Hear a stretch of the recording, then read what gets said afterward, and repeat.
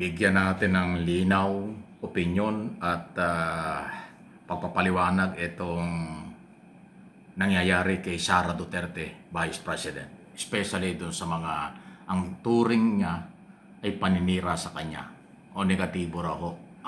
Pakinggan natin. Pakinggan muna niyo ito bago po kayo bago natin bigyan ng paliwanag at libreng pagbibigay natin ng payo. Dahil ang pagpapayo naman para sa kabutihan. At kahit na anong payo, kung kabutihan naman, hindi naman kailangan na may bayad dyan. Libre. Ito bago yan, pero ito muna. Parang ano ba ang gusto nilang ipalabas na naratiba? Baliw ako? Ano pa ba?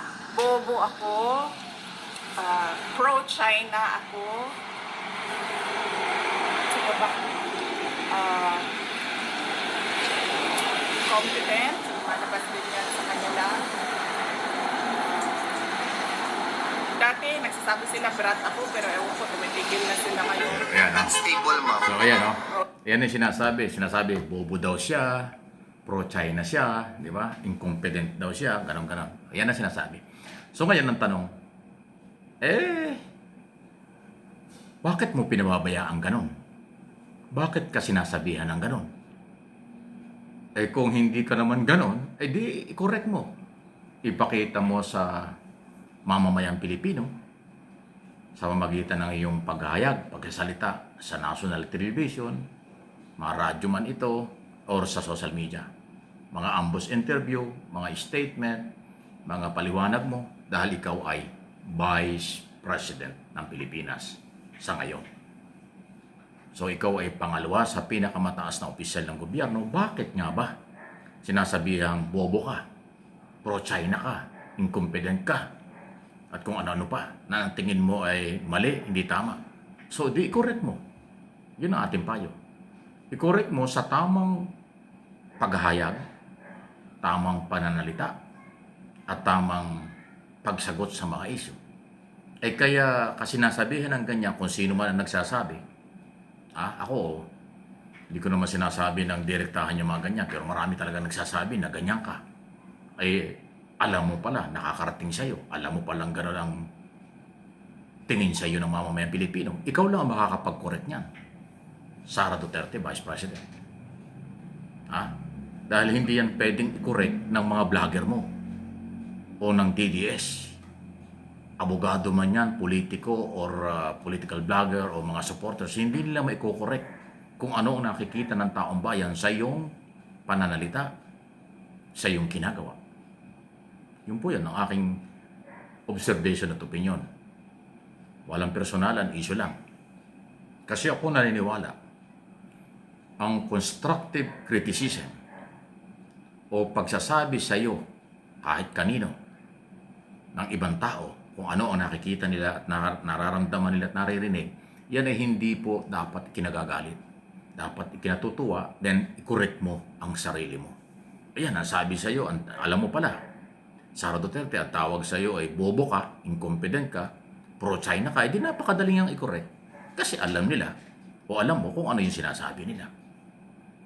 Pag yan ay binaliwala mo, tapos hindi ka pa rin nagbago, iba kang maisip ng taong bayan sa ngayon at hanggang habang panahon na ikaw ay ganyan, o ikaw ang masisira dyan. Kasi madaling i-correct yung alam yung pagkakamali. Kung sabi mong mali yan, madali mo i-correct yan. Ang mahirap i-correct yung hindi mo alam kung ano yung pagkakamali. Ang mahirap i-correct yung hindi mo alam kung ano yun. Ito alam ng tao, ganun ka. Alam mo rin na sinasabihan kang ganun. O di ang advice nga natin, baguhin mo ang iyong pananalita. Baguhin mo ang iyong paniniwala. Ipakita mo na hindi ka incompetent. Ipakita mo na hindi ka bobo. Ipakita mo na hindi ka pro-China. Ganun lang yan O huwag kayong magagalit mga Duterte supporters. Kasi yung mga Duterte supporters, pag nabagat yung Duterte, galit ka agad, hindi nakikinig. Diba? Sa bagay, troll nga pala mga troll, walang pakialam sa topic. Yung mga yan, inutusan lang. Sige, mag-react kayo dyan, kahit na hindi alam yung topic, kaya malayo. Pero yung mga matitinong Pilipino, hindi ito batikos kay Sara Duterte. Ito ay lehitimong issue na aking tinatalakay. At palagay kong maganda at napapanahon na kanyang patunayan na mali yung akusasyon at paratang sa kanya na siya ay bobo, incompetent, pro-China at kung ano-ano pa. Napakadali i-correct niyan. Ipakita mo na ikaw ay pang-national, pakita mo na marami kang alam, hindi lang sa political, legal, lahat ng issue, pakita mo na kaya mo. Sagutin mo sa isang mataas na level dahil mataas naman ang kapangyarihan mo, Vice President ka. Ipakita mo sa buong mundo na ikaw ay hindi pro-China. Ipakita mo na ikaw ay hindi bobo, ikaw ay sobrang talino sa pamagitan ng paghahayag sa mga national issue, international issue, political, security, ekonomiya, at marami pang iba. Pag naipaliwanag mo ang lahat ng yan, ayan, kinubigay ko na ang lahat ng idea. Suggestion lang ito. Voluntary. Nakadalawa ka na. Sinabi ko, sagutin mo. Pangalawa, sinagot ko na rin kung paano mo sasagutin. O, di ba? Ay ako lang ang nagpayo niyan. Hindi ako maka Duterte. Ako hindi rin maka Marcos. Ako'y Pilipino lang. Di ba? Ewan ko kung yan i-advise sa iyo ng mga DDS. Paano pa sila naging DDS kung hindi ka ina-advise ng ganyan? Ako ina-advise ko. I-correct mo ang sarili mo. Ipakita mo kung sino ka.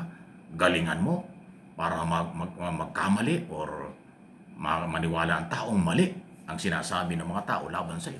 Ganun lang kasimple yun. Ibig sabihin, hindi pwedeng salita, dapat nasa gawa. Ipakita mong pang-national ka, ipakita mong pang-international ka, ipakita mong talagang maka-Pilipino ka, hindi ka pro-China. Inulit-ulit ko lang. Pag hindi mo pa nakuha yan, baka iba naman talaga maging paniwala ng tao. Itinuro ko na eh. Ipinarinig ko, sabi sa'yo, ganon-ganon ka, ganon-ganon. Kaya nagbigay ako ng reaksyon. Nakakatuwa rin kasi alam mo palang ganon ang paratang sa'yo. So, nasa iyo na yan. Sara Duterte, Vice President, pangalawa sa pinakamataas na posisyon ng pamahalaan. Masakit ang sabihin na ikaw ay ganon. Kaya panahon na. Total gusto mo maging Pangulo ng Bansa. Panahon na kung kaya mo. Napapanahon na kung may kakayanan ka. I-correct mo ang paratang sa'yo. Yan ang advice ko sa'yo. Alam mo yung mga ganyang advice?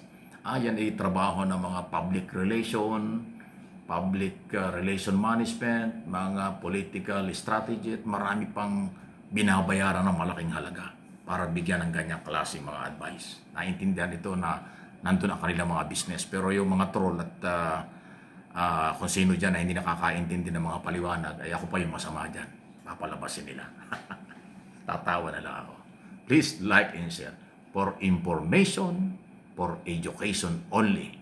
Opinion lang. Walang personalan.